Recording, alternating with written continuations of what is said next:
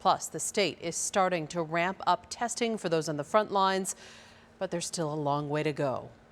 We do have team coverage of today's developments, and we start with ABC 15's Nicole Grigg. Nicole?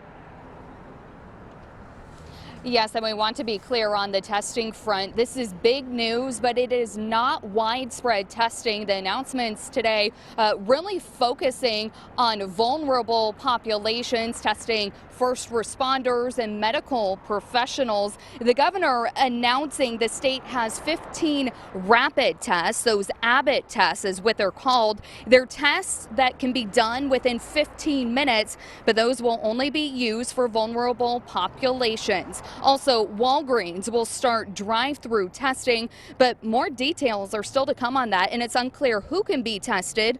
Also, antibody testing is coming. This is that blood test to see if someone has already been exposed to the virus. U of A working on 250,000 of those tests. They will be saved for first responders and medical professionals. So the big question, there's still no widespread testing. We asked Dr. Christ about it, if there's concerns of talks about reopening the economy without accurate data. After we got an answer from her, you hear the governor with a response too.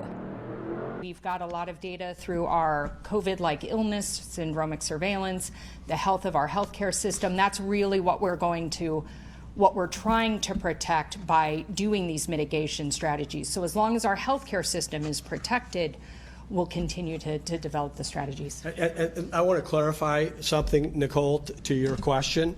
I just want you to know that Dr. Christ is not talking about reopening our economy. I'm talking about reopening our economy. Dr. Christ is focused on public health and COVID-19 100% of her time, 24/7. My job encompasses thinking about what's next and what's ahead. I'm the one thinking about that, and we're talking about this into the future.